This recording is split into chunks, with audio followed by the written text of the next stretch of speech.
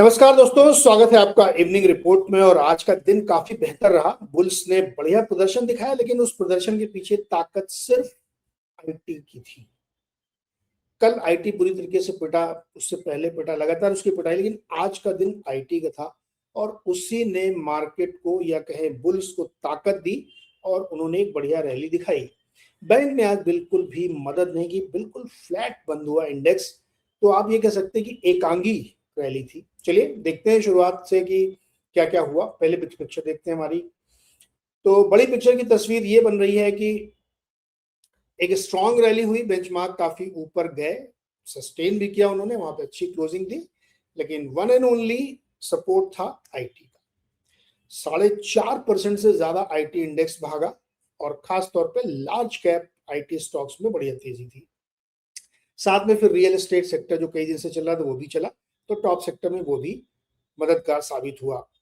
रुपया लगातार थोड़ी सी वीकनेस के साथ काम कर रहा है और ओवरसीज मार्केट में काफी वोलेटाइल है। आज भी 29% करीब पैसे नीचे गया और 95-53 के आसपास उसने क्लोजिंग दी।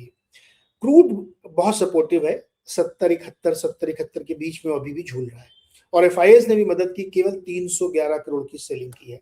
तो पूरी तरीके से जो माहौल था वो बुल्स के फेवर का था, लेकिन बुल्स केवल आईटी में थे, ये बात थोड़ी सी अनहोनी है।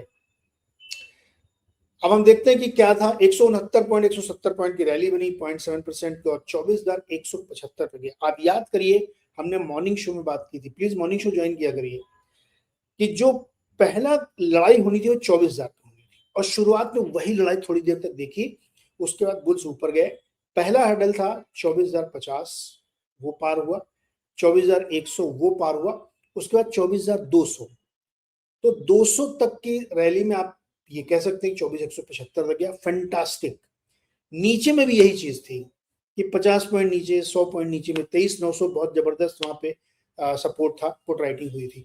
तो जो रेंज हम लोग सुबह देख रहे हैं कमोबेश उसी के बीच में हो रहा है और आज बुल ने हासिल किया, लेकिन इस हासिल में आईटी की मदद थी। That is the problem. अगर बैंक सपोर्ट करते तो ठीक था। अब ऐसा एक ड्रामा हो गया कि एक दिन बैंक चलेगा तो आईटी नहीं चलेगा, आईटी चलेगा तो बैंक नहीं चलेगा। दोनों का चलना जरूरी है, तभी सस्टेनेबल रैली आपको इंडेक्स में दिखे, क्योंकि दोनों का वेटेज काफी है। मिड स्मॉल कैप में ठीक ठाक प्रदर्शन था। बैंक निफ्टी देखिए एकदम फ्लैट, 1 पॉइंट नेगेटिव बंद हुआ, पूरे दिन चला ही नहीं। और दिग्गज बैंकों में तो बिल्कुल रफ्तार नहीं बनी। इंटरडे चार्ट आप देखिए, बेहतरीन दिखेगा, कोई दिक्कत नहीं। 5 डे चार्ट देखिए, उसमें भी कोई दिक्कत नहीं, प्रदर्शन सुधरा है। और आप इसको इस नजरिए से देखें कि कंसोलिडेशन हुआ मार्केट में और कंसोलिडेट करके वो ऊपर की तरफ जोर लगा रहे हैं। लेकिन अब आप इसमें देखिए कौन इंडेक्स को ऊपर ले गया। Infosys 50 point, TCS 22 point, HCL Tech 12 point, Tech Mahindra 10 point. तो मतलब 100 पॉइंट से ज्यादा की रैली तो इन्हीं लोगों की है। अभी नीचे और लंबी जड़ी थी, बहुत सारे स्टॉक्स थे वहां पे, लेकिन इंडेक्स में अगर आप देखेंगे तो ज्यादातर रैली इनकी थी। दूसरा, रिलायंस ने आज मदद नहीं की बिल्कुल भी, एचडीएफसी बैंक ने बिल्कुल मदद नहीं की, एक्सिस बैंक, कोटक बैंक, ये सब ठंडे पड़े हुए थे। तो जो हैवी वेट है वो आज बैंक वालों ने निराश किया, यानी बैंक फ्लैट, आईटी चला। मतलब ये भी कह सकते हैं कि बैंक ने रैली मिस की। अब आप देखिए, ये पूरा 4-5 स्टॉक मैंने लिए हैं आईटी के। इन्फोसिस 1040 बंद हुआ, 5.5% की रैली। टीसीएस में 4.25%, एचसीएल टेक 4.25%, टेक महिंद्रा 4.25% और एलटीआई माइंट्री लगभग 4%। ये इस तरह का प्रदर्शन दिग्गजों ने दिखाया, जिसके दम पर मार्केट ऊपर गया। आईसीआईसी बैंक ने डेफिनेटली थोड़ा सा सपोर्ट किया, मदद की, 1400 के आसपास गया, 1.5% ऊपर गया। लेकिन उसी जगह आप एचडीएफसी बैंक देखिए, डे लो पे बंद हुआ, एकदम मतलब हिला ही नहीं अपनी जगह से।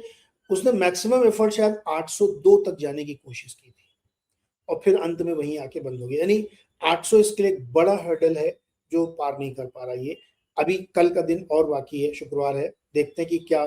अच्छा, चूंकि सोमवार को यूएस मार्केट का कोई डेटा हमारे पास आएगा नहीं, क्योंकि आज रात में जो यूएस मार्केट खुलेगा उसकी डिस्काउंटिंग करोगे, लेकिन फ्राइडे को इंडिपेंडेंस डे के कारण वो बंद रहेगा। तो फ्राइडे की शाम वाला जो यूएस मार्केट होता है वो नहीं मिलेगा। तो इसका मतलब जो मंडे को हम लोग मार्केट देखेंगे वो डिलेड होगा, आज वाला ही होगा। तो एक रनवे है, यहाँ पे देख सकते हैं क्या होगा।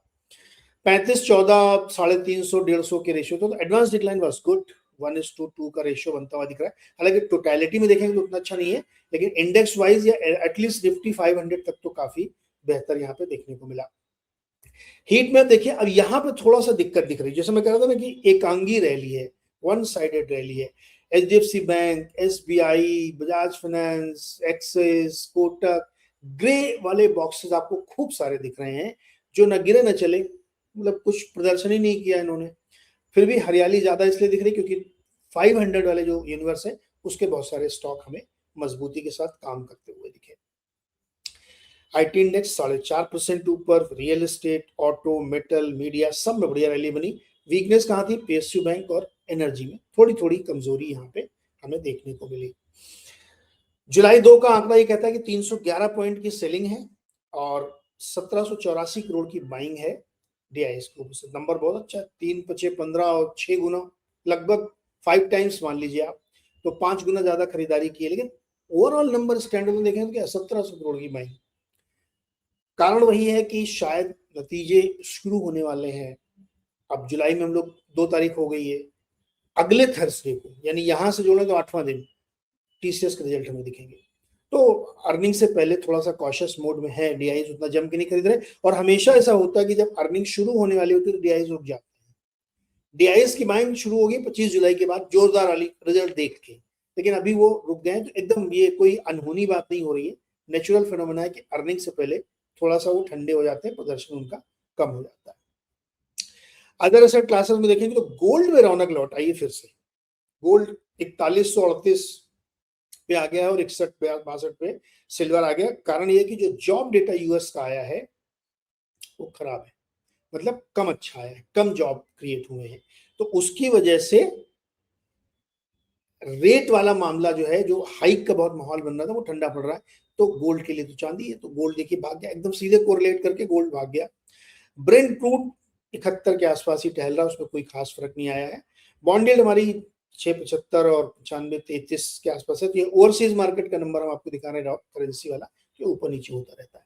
तो ग्लोबल मार्केट में इस समय यूएस में जो चल रहा है कि जॉब डेटा खराब आया है, उसका थोड़ा इंपैक्ट देखने को मिलेगा।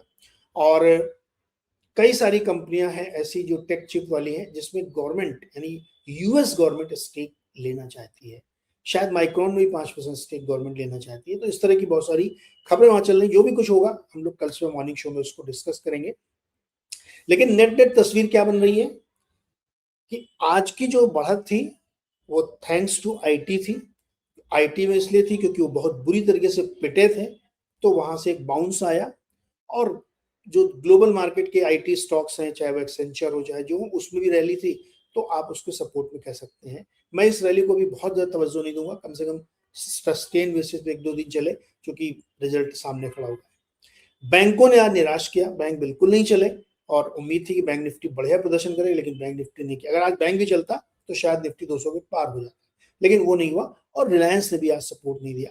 तो ये एक दिन चलना, एक दिन गिरना, एक दिन चलना, एक दिन गिरना, ये क्लियरली दिखा रहा है कि कॉन्फिडेंस की कमी है बुल्स के अंदर। कोई एक सपोर्ट कर देता है तो ऊपर नीचे हो जाता है, लेकिन ये बहुत ही फ्रेजाइल या शैलो रैली है, इस पर भी बहुत ज्यादा ट्रस्ट नहीं करना चाहिए। हाँ, ये जरूर है कि बुल्स दम दिखा रहे हैं, भले ही किसी रीजन से दिखा रहे हैं। तो अभी कल का दिन और बाकी, लेट्स सी क्या होता है। तब तक के लिए बहुत बहुत शुक्रिया, और उम्मीद करते हैं कि अगले 10-12 घंटों में अच्छी खबरों का ही सिलसिला रहेगा, तो हम लोग कल सुबह और बेहतर प्रदर्शन करने की ओर बढ़ेंगे।